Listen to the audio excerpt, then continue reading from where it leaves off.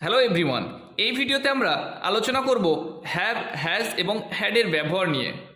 আমরা প্রত্যেকে জানি হ্যাভ মানে আছে, হ্যাজ মানে আছে, হ্যাড মানে ছিল। কিন্তু হ্যাভ এবং হ্যাজের অর্থ যেহেতু একই আছে, সেজন্য কোথায় হ্যাভ বসে কোথায় হ্যাজ বসে এটা আমাদের মধ্যে একটা কনফিউশন তৈরি করে।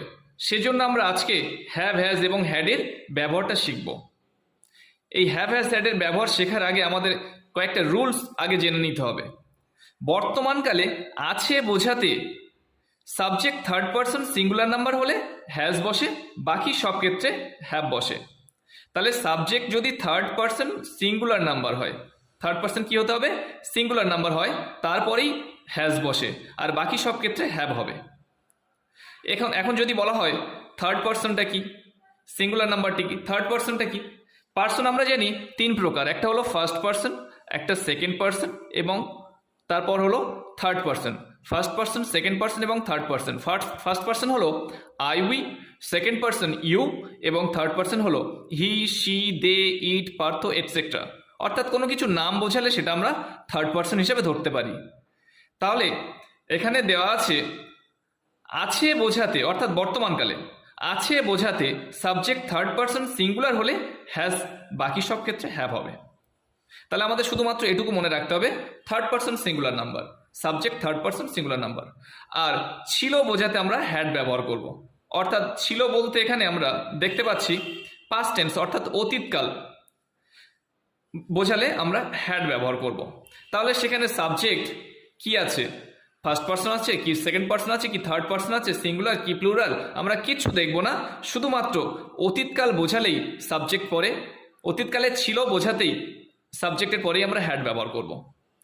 যেমন কিছু এক্সাম্পল দেখো, আমার আছে আই হ্যাভ, তোমার আছে ইউ হ্যাভ। কেন এখানে হ্যাভ হলো এই দুটো ক্ষেত্রে? আমাদের আছে উই হ্যাভ, যেহেতু দেখো I first person, you second person, we first person, এগুলো সব ফার্স্ট পারসন এবং সেকেন্ড পারসন পাচ্ছি।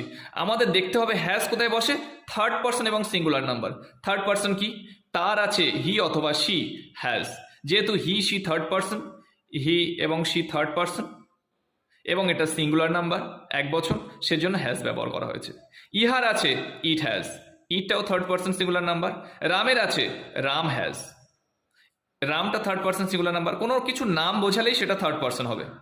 পাখিদের আছে বার্ডস হ্যাভ, পাখিদের, বার্ডসটা থার্ড পারসন কিন্তু সিঙ্গুলার নয়, এটা প্লুরাল, এস যোগ করার জন্য পাখিদের আছে, যেহেতু প্লুরাল নাম্বার বোঝাচ্ছে সেজন্য হ্যাভ। তাহলে হ্যাজ কোথায় বসবে? থার্ড পারসন সিঙ্গুলার হলেই হ্যাজ। আমার ছিল, এখানে পাস্ট টেন্স এসে গেছে ছিল কথাটার মাধ্যমে, তাহলে আই হ্যাড। তার ছিল হি হ্যাড। রহিমের ছিল রহিম হ্যাড। এখানে কোনটা কোন নাম্বার আমাদের জানতে হবে না, শুধুমাত্র অতীতকালে ছিল বোঝালেই হ্যাড ব্যবহার করব। তাহলে বোঝাতে পারলাম হ্যাভ, হ্যাজ এবং হ্যাড কোথায় কোথায় ব্যবহার করা হয়। তাহলে এখন হ্যাভ, হ্যাজ, হ্যাডের একটা টেস্ট নেওয়া যাক। Fill in the blanks with have, has, had. শূন্যস্থানে আমরা হ্যাভ এবং হ্যাজ আর হ্যাড দিয়ে শূন্যস্থানগুলো পূরণ করব। তাহলে প্রথম যে বাক্যটি আছে, আই ড্যাশ ম্যানি ফ্রেন্ডস, আমার অনেক বন্ধু আছে। আই এর পরে have, I have, I have many friends, আমার অনেক বন্ধু আছে।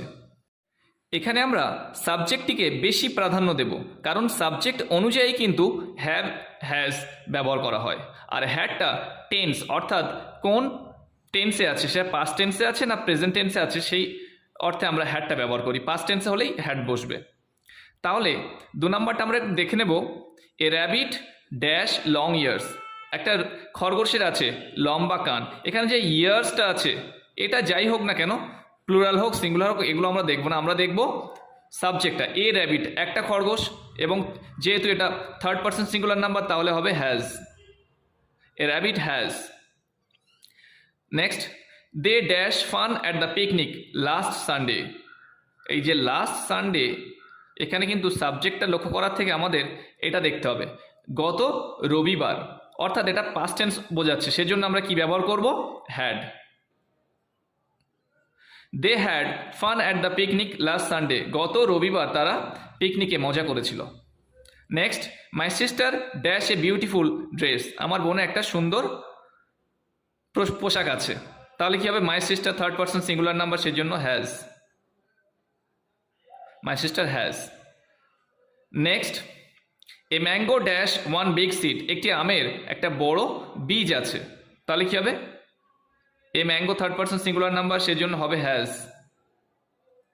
Next, it dash four legs, ইহার 4টি পা আছে।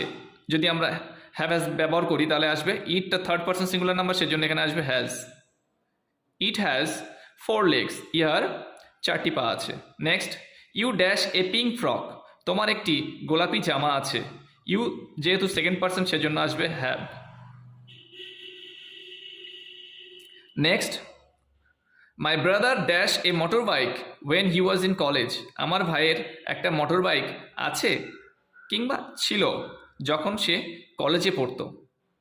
তাহলে এখানে যখন সে কলেজে পড়তো, হি ওয়াজ ইন কলেজ, এই যে ওয়াজ দেখে আমরা বুঝতে পারছি যে এটা পাস্ট টেন্সে আছে, সেজন্য আমরা এখানে হ্যাড ব্যবহার করব। নেক্সট, রেশমা ড্যাশ 5 পেন্স, রেশমার 5টি কলম আছে। এখানে আমরা সাবজেক্টটাকে প্রাধান্য দেব। এই যে 5 পেন্স, 5টি কলম আছে কিংবা 10টি কলম আছে, এগুলো আমরা দেখব না, প্লুরাল আমরা দেখব না, সাবজেক্টটাকে দেখব। Reshma third person singular number, সেজন্য আমরা এখানে হ্যাজ ব্যবহার করব। Next, last month I dash 10,000 rupees, গত মাসে আমার 10,000 টাকা ছিল। যেহেতু লাস্ট মান্থ পাস্ট টেন্স বোঝাচ্ছে এখানে, গত মাসে, সেজন্য আমরা হ্যাড ব্যবহার করব।